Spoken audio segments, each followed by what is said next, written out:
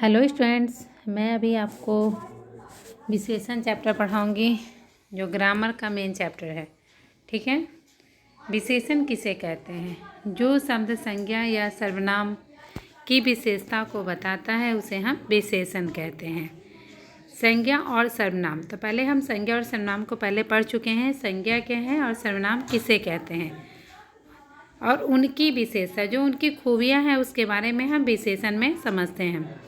उसके बाद हम देखते हैं विशेषण शब्द जिस संज्ञा या सर्वनाम की विशेषता प्रकट करता है, यानी जो विशेषण की विशेषता बताता है उसे हम विशेष्य कहते हैं। प्रविशेषण, कभी कभी विशेषणों में भी विशेषण बोले और लिखे जाते हैं। जो शब्द विशेषण की विशेषता बताते हैं उसे प्रविशेषण कहते हैं। विशेषण के कितने प्रकार होते हैं? विशेषण के 5 प्रकार होते हैं। गुणवाचक विशेषण, संख्यावाचक विशेषण, परिमाणवाचक विशेषण, संकेतवाचक विशेषण और व्यक्तिवाचक विशेषण।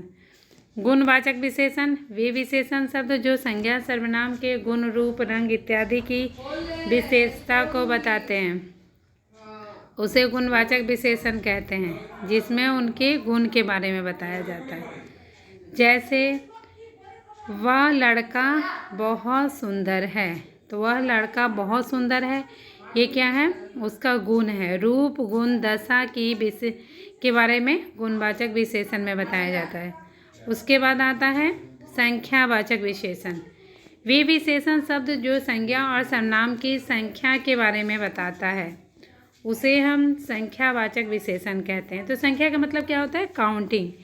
किसी भी संख्या के बारे में 2, 4, 10, 11, यह हो गया संख्यावाचक विशेषण। अब संख्यावाचक विशेषण के भेद हो गए 2, निश्चित संख्यावाचक और अनिश्चित संख्यावाचक। निश्चित संख्यावाचक में हम संख्या की जो संख्या है उसके बारे में हमें निश्चित रूप से पता है। जैसे क्लास में 10 बच्चे बैठे हैं तो ये हो गया आपका निश्चितवाचक संख्यावाचक। और अनिश्चित संख्यावाचक में है क्लास में कुछ बच्चे बैठे हैं, यह हो गया आपका अनिश्चित संख्यावाचक। ठीक है। इसके बाद हम देखते हैं परिमाणवाचक विशेषण। जिन विशेषण शब्दों से किसी वस्तु के माप तौल का बोध होता है, यानी किसी वस्तु को मापा और तौला जाता है परिमाणवाचक विशेषण में। जैसे 4 सेर दूध, थोड़ा सा पानी या बहुत सारा दूध।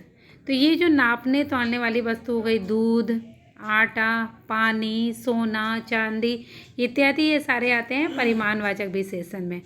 इसके भी 2 भेद होते हैं, निश्चित परिमाणवाचक और अनिश्चित परिमाणवाचक।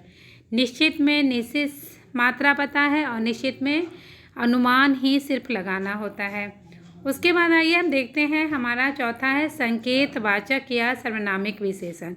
जो शब्द संज्ञा सर्वनाम की ओर संकेत करता है, किसी संज्ञा से पहले उसकी विशेषता को प्रकट करता है, यानी उसके बारे में पहले ही हमें बता देता है जो यह कौन सी संज्ञा है या विशेषण है या क्या इसकी विशेषता है, इसके बारे में हम संकेतवाचक विशेषण इसे हम समझते हैं। जैसे वह नौकर अभी नहीं आया, तो वह क्या हो गया? वह संकेत के द्वारा बताया गया जो वह अभी तक नहीं आया।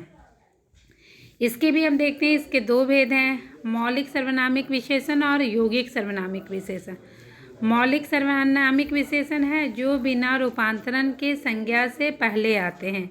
यौगिक में है जो मूल सर्वनामों में प्रत्यय लगाने से बनते हैं। मूल सर्वनाम क्या हो गया?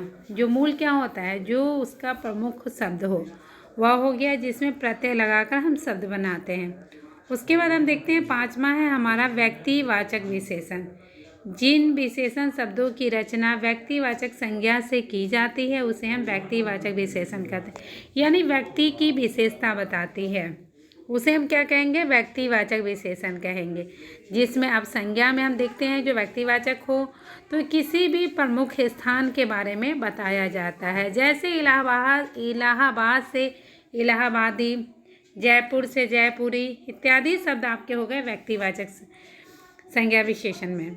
उसके बाद आप इसके अंतर देखिएगा, तो वो विशेषण पढ़ने के बाद विशेषण और विशेष्य में आपको अंतर भी समझ में आ गया होगा। तो यही आपका चैप्टर है, यह चैप्टर आपका कंप्लीट हो चुका है। इस चैप्टर को भी आप अच्छे से एक बार इस वीडियो को देखिएगा, अच्छे से पढ़ लेना है, समझ लेना है, घर पे रहना है, सुरक्षित रहना है। Thank you.